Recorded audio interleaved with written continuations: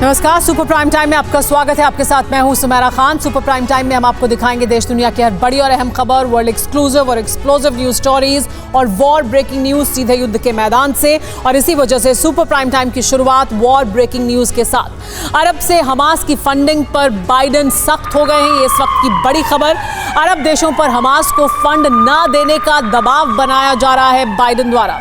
Israel को iron डोम का जखीरा देगा अमेरिका, ये बड़ी जानकारी निकलकर सामने आ रही है। तो लगातार अमेरिका की तरफ से मदद भी पहुंचाई जा रही है और हमास को हो रही मदद को रोकने की कोशिश भी है। गाजा पर इजराइल का हवाई हमला भी देखने को मिला है। एक और बड़ी खबर यह कि कई धमाकों से दहला है गाजा और आसमान में धुएं का गुबार दूर दूर तक दिखाई दे रहा है गाजा में, जिस तरह के हमले किए गए हैं गाजा पर। लेकिन इजराइल की बम वर्षा देखने को मिल रही है। इजराइल के लगातार कई बम हमले देखने को मिले हैं। आसमान में कई फीट ऊंचा गुबार दिखाई दिया। हमले में कई इमारतें नष्ट होने की खबर भी सामने आ रही है, क्योंकि इजराइल की तरफ से लगातार कई बम हमले किए गए हैं, जिसकी वजह से कई इमारतों को नुकसान पहुंचा, ऐसी जानकारी मिल रही है।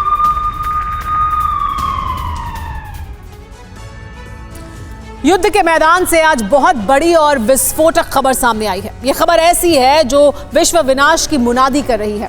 गाजा की बारूदी धरती पर पुतिन का आगमन हो गया है। इस युद्ध में रूस की एंट्री हो गई है और इसी के साथ एटमी जलजला आने का अलार्म बज गया है। पुतिन ने इजराइल को नाज़ी घोषित कर युद्ध की बाजी पलटने की हुंकार भर दी है। पुतिन का प्लान है कि उनके साथ 4 देशों का खात्मा हो। तो सवाल यही है कि आखिर ये 4 देश कौन कौन से हैं? पुतिन विनाश की एटमी लकीर खींचकर इन देशों को क्यों मिटाना चाहते हैं? इन सवालों का जवाब हमारी पहली एक्सक्लूसिव स्टोरी में देखिए।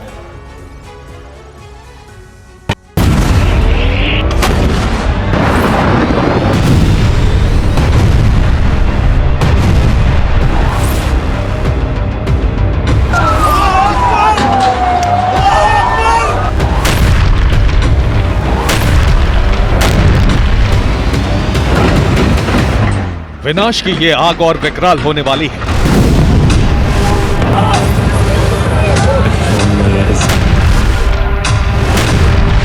गाजा में जो कुछ हो रहा है वो महज झांकी भर है।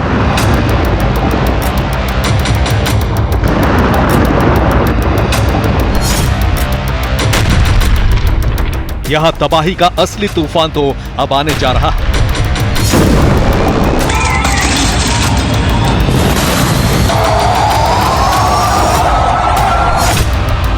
ये बारूद का वो बवंडर होगा जिसमें एक साथ 5 देश खंडहर बन जाएंगे।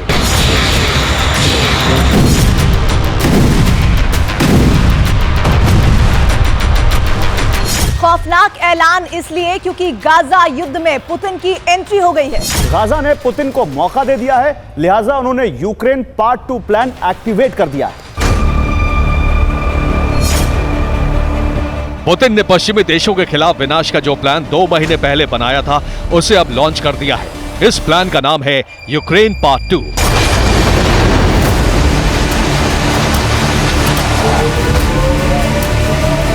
इसके तहत पुतिन एक साथ 4 देशों का नामो निशान मिटाना चाहते हैं।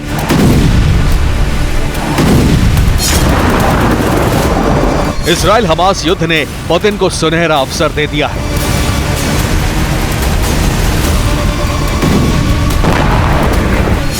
इजराइल के खिलाफ पुतिन का सख्त रुख उनके खतरनाक इरादे को जाहिर कर रहा है।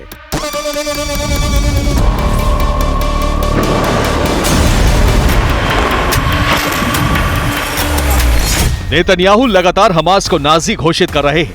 हमास के लड़ाकों को नाजी बताकर इजरायली सेना गाजा पर लगातार मिसाइलें बरसा रही है।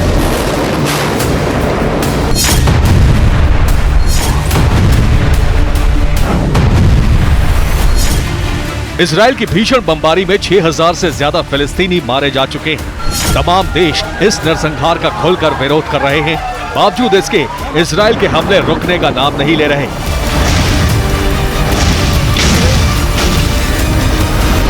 בעוצמה אדירה. אתמול בהתקפות שלנו בעזה אנחנו הכינו באויב את המכה הקשה ביותר שהוא ספג ביום אחד. सिर्फ नेतन्याहू ही नहीं बल्कि अमेरिका के राष्ट्रपति जो बाइडेन, फ्रांस के राष्ट्रपति इमैनुअल मैक्रों और ब्रिटेन के प्रधानमंत्री ऋषि सुनक भी हमास को नाजी बता चुके हैं। इनके बयानों ने ही पुतिन को युद्ध का गेम बदलने का मौका दे दिया है। इजरायल के खिलाफ पुतिन ने अब तक का सबसे बड़ा यलगार कर दिया है। नेतन्याहू, बाइडेन, मैक्रो और सुनक ने हमास की तुलना नाजी से की तो रूस के राष्ट्रपति व्लादिमीर पुतिन खोलकर मैदान में आ गए। पुतिन ने कहा, इजरायल की बमबारी से गाजा में रोज सैकड़ों लोग बेमौत मारे जा रहे हैं। गाजा में जिस तरह से लोगों को बंधक बनाकर रखा गया है वो नाजी कैंपों की तरह है। तो नाजी कौन है? आसानी से समझा जा सकता है। संयुक्त राष्ट्र संघ में रूस के डिप्टी एम्बेसडर दिमित्री पोलेंस्की ने कहा है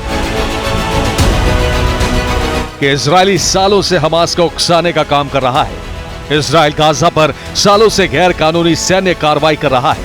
फिलिस्तीनियों के साथ जो कुछ हो रहा है रूस उसके खिलाफ है।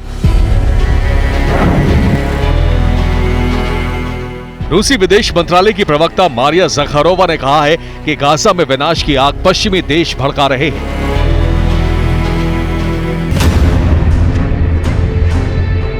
जाहिर है रूस इजरायल के खिलाफ खुलकर खड़ा हो गया है। अब पुतिन अपनी प्राइवेट मिलिट्री को गाजा भेजने की तैयारी कर रहे हैं।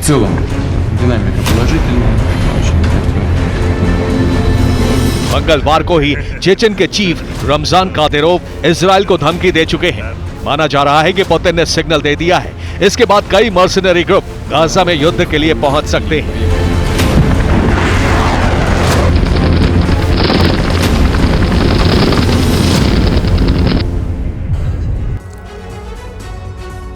पुतिन अपने प्लान को अंजाम तक पहुंचाने के लिए कई प्राइवेट मिलिट्री को गाजा पट्टी की धरती पर भेज सकते हैं। इनमें से पहली है वैगनर आर्मी। वैगनर के पास 30,000 लड़ाके हैं। वैगनर के हजारों लड़ाके गाजा कूच कर सकते हैं। पुतिन के इशारे पर कादिरोव की सेना यानी चेचन लड़ाके भी युद्ध लड़ने को तैयार है। चेचन के पास 12,000 लड़ाके हैं। इसके अलावा पुतिन 5,000 बशकीर फाइटर को मिडिल ईस्ट की जंग में उतारने की तैयारी कर चुके हैं। पुतिन ने सेंट्रल एशिया के कई और संगठनों को धर्म के नाम पर इकट्ठा किया है।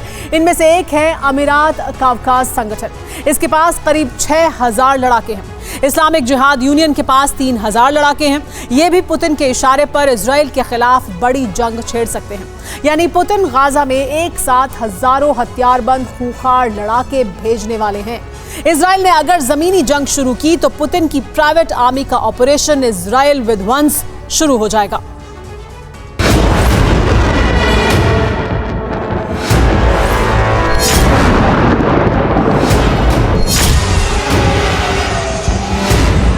मतलब यह है कि गाजा में पुतिन का यूक्रेन पार्ट 2 शुरू होने वाला है।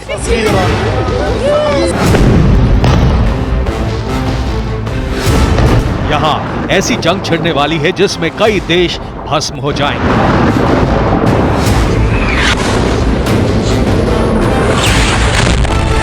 सवाल यह है कि आखिर पुतिन ने अचानक गाजा युद्ध में एंट्री क्यों ली? इसके पीछे की वजह क्या है?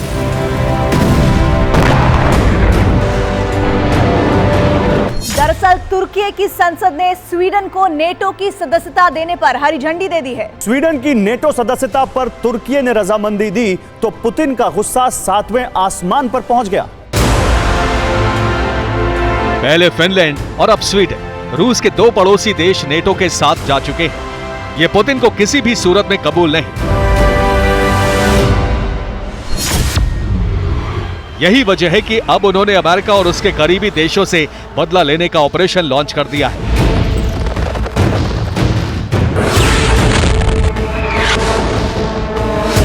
गाजा पर इजरायल के हमले ने पुतिन को मौका दे दिया है। इसीलिए उन्होंने इजरायल के साथ साथ नेटो के करीबी 4 देशों को खत्म करने की मुहिम लॉन्च कर दी है।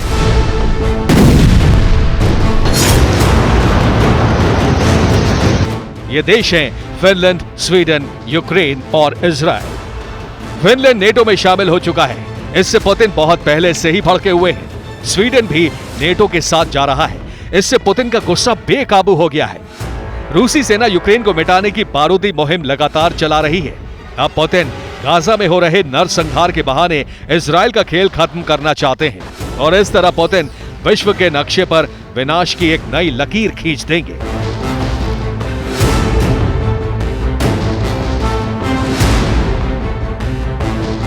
रूसी ड्यूमा ने भी ऐलान कर दिया है कि पुतिन का ऑपरेशन यूक्रेन पार्ट 2 शुरू हो चुका है। Мы прекрасно понимаем, что сегодня из Финляндии делают вторую Украину. Эти процессы невозможно не замечать. Да, мы вышли из договора по приграничному сотрудничеству. Но сегодня те настроения, которые разогреваются в рамках Финляндии, यूक्रेन पार्ट 2 को सफल बनाने के लिए अमेरिका को रोकने के लिए पुतिन ने सरमत और यार्स जैसी घातक मिसाइलों की तैनाती कर दी है।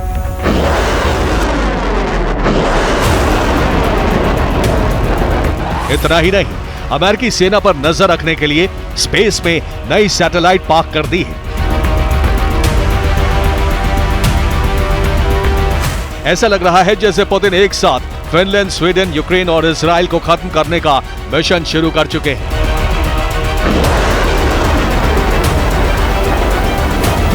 अगर अमेरिका और नेटो पुतिन को रोकने की कोशिश करते हैं तो उनसे भी निपटने की तैयारी है। Bureau report, TV9 Bharatvarsh.